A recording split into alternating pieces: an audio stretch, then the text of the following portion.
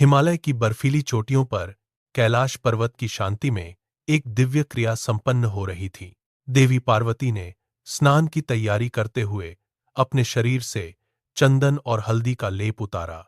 उन्होंने उस लेप को अपनी दिव्य ऊर्जा के साथ मिलाया और अपने हाथों से एक आकृति गणना शुरू किया। मिट्टी और ऊर्जा के मेल से एक बालक का शरीर आकार लेने लगा। पार्वती ने अपनी हथेलियों को बालक के मस्तक पर रखा। एक पल के लिए पूरा पर्वत स्थिर हो गया। बालक की आंखें धीरे से खुलीं, उसने अपनी भुजाएं हिलाईं और मां के सामने झुक गया। पार्वती ने बालक के कंधे पर हाथ रखा और उसे गुफा के मुख्य द्वार की ओर निर्देशित किया। उन्होंने कहा, इस द्वार पर पहरा दो। जब तक मैं न आऊं, किसी को भी अंदर प्रवेश न करने देना। बालक ने अपनी जगह ली। उसने द्वार के पास बैठकर अपनी दृष्टि सामने की ओर केंद्रित की। वह पूरी तरह स्थिर था, जैसे कोई पत्थर की मूरत हो। हवा ठंडी थी, लेकिन बालक की सांसें गहरी और नियंत्रित थीं।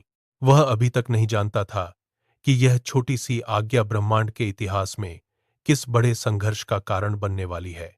वह बस अपनी जिम्मेदारी निभा रहा था। द्वार के सामने अडिग और निडर कैलाश के दुर्गम रास्तों से भगवान शिव अपने गणों के साथ लौट रहे थे। उनके कदमों की आहट से पर्वत की बर्फ कांप रही थी। वे अपनी गुफा के द्वार की ओर बढ़े, लेकिन जैसे ही उन्होंने मुख्य द्वार की ओर कदम बढ़ाया, एक बालक ने उनके मार्ग को अवरुद्ध कर दिया। बालक ने हाथ उठाकर शिव को रुकने का संकेत दिया। शिव ठिठक गए। उन्होंने बालक को गौर से देखा। उनकी भौहें सिकुड़ गईं। शिव ने शांत लेकिन अधिकारपूर्ण स्वर में कहा, हटो, मुझे अंदर जाने दो। बालक अपनी जगह से 1 इंच भी पीछे नहीं हटा। उसने अपनी कमर पर हाथ रखे और दृढ़ता से जवाब दिया, मेरी माता ने आज्ञा दी है कि किसी को भी प्रवेश न करने दूं। आप अंदर नहीं जा सकते। शिव ने अपनी दृष्टि को तीखा किया। क्या तुम जानते हो तुम किससे बात कर रहे हो? यह मेरा अपना निवास है। बालक ने सिर हिलाकर मना कर दिया। उसने द्वार के सामने एक रक्षात्मक मुद्रा बना ली। शिव ने एक कदम आगे बढ़ाया। बालक ने उन्हें धक्का देकर पीछे धकेला। यह एक साधारण सा विरोध था, लेकिन इसने पिता और पुत्र के बीच एक ऐसी वैचारिक टक्कर को जन्म दिया जिसका अंत सामान्य नहीं होने वाला था। शिव के गणों ने बालक को हटाने का प्रयास किया, लेकिन वह चट्टान की तरह डटा रहा। संघर्ष का वातावरण तैयार हो चुका था और कैलाश की हवा में तनाव बढ़ने लगा था। शिव के गणों ने बालक पर धावा बोल दिया। उन्होंने अपनी गदाएं और तलवारें निकालीं, लेकिन बालक ने एक-एक कर सबको पीछे ढकेल दिया। वह बिना डरे अपनी जगह पर अडिग खड़ा था। शिव का धैर्य अब जवाब दे गया था।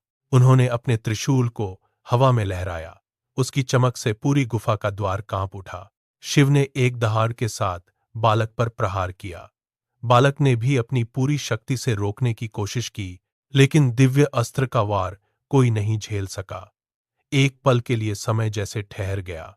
त्रिशूल ने बालक के मस्तक को स्पर्श किया और अगले ही क्षण वह धड़ से अलग होकर दूर जा गिरा। बालक का शरीर धरती पर गिर पड़ा और वहां फैली धूल शांत हो गई। कैलाश पर्वत पर एक गहरा सन्नाटा छा गया।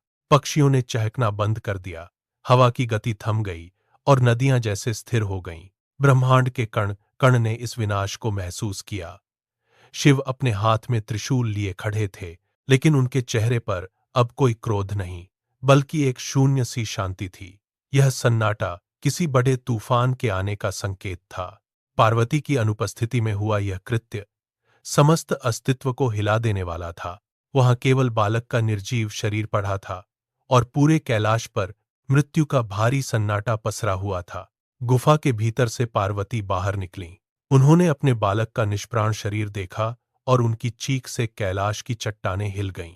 उन्होंने धरती पर अपना हाथ पटका और शिव की ओर बढ़ते हुए गरज कर कहा, आपने मेरे सृजन का अंत कर दिया। उनका क्रोध प्रलय की लहरों की तरह उमड़ पड़ा। आकाश में बिजली कौंधने लगी और पर्वत की दरारों से आग निकलने लगी। शिव ने पार्वती की आंखों में विनाश देखा। उन्होंने अपना त्रिशूल नीचे गिराया और बालक के पास घुटने टेक दिए। शिव ने अपनी गलती स्वीकार करते हुए गणों को आदेश दिया, उत्तर दिशा की ओर सिर करके जो भी पहला जीव मिले उसका मस्तक ले आओ। गण भागते हुए वन की ओर गए। कुछ देर बाद वे एक हाथी का सिर लेकर लौटे। शिव ने अपने दिव्य हाथों से उस सिर को बालक के ध्वज पर स्थापित किया। उन्होंने मंत्रोच्चार के साथ अपनी ऊर्जा का संचार किया। बालक का शरीर कांपने लगा। एक गहरी सांस के साथ हाथी के मस्तक वाला वह बालक उठ खड़ा हुआ। पार्वती का विलाप अचानक थम गया। उन्होंने बालक को गले से लगा लिया। शोक का स्थान अब एक अलौकिक शांति ने ले लिया था। ब्रह्मांड का संतुलन फिर से बहाल हो गया। यह केवल एक बालक का पुनर्जन्म नहीं था, बल्कि एक नए युग का उदय था। शिव ने मंद मुस्कान के साथ उस बालक की ओर देखा, जिसका अस्तित्व अब बुद्धि और शक्ति का प्रतीक बन चुका था। शिव ने बालक के मस्तक पर हाथ रखा और घोषणा की, आज से तुम गणेश कहलाओगे। किसी भी अनुष्ठान या यात्रा से पहले तुम्हारी पूजा अनिवार्य होगी। गणेश अब बाधाओं को हरने वाले प्रथम पूज्य देव थे। उनका हाथी का मुख केवल एक स्वरूप नहीं, बल्कि जीवन जीने का एक गहरा दर्शन है। उनके बड़े कान हमें अधिक सुनने और कम बोलने की प्रेरणा देते हैं। छोटी आंखें सूक्ष्म से सूक्ष्म विवरणों पर एकाग्रता का पाठ पढ़ाती हैं। उनकी लंबी और शक्तिशाली सूंड यह सिखाती है कि बुद्धिमान व्यक्ति कठिन से कठिन कार्य को कुशलता से कर सकता है। जैसे सूंड एक भारी पेड़ भी उखाड़ सकती है और एक कोमल फूल भी उठा सकती है। यह कहानी केवल एक पौराणिक घटना नहीं है, बल्कि यह सिखाती है कि बाधाएं बाहर नहीं, हमारे दृष्टिकोण में होती हैं। धैर्य और विवेक के साथ हम हर समस्या का समाधान पा सकते हैं। गणेश का स्वरूप हमें याद दिलाता है कि हमें कैसा व्यक्तित्व बनना चाहिए। यदि आपको यह पौराणिक यात्रा पसंद आई हो, तो लाइक और सब्सक्राइब जरूर करें। अगला वीडियो किस विषय पर हो, कार्तिकेय का जन्म या कैलाश पर्वत का रहस्य, आप हमें सुझाव दें। हम आपके लिए वह कहानी जरूर लाएंगे। हम आपकी प्रतिक्रिया का इंतजार करेंगे, ताकि हम अपनी इस यात्रा को और भी रोचक बना सकें।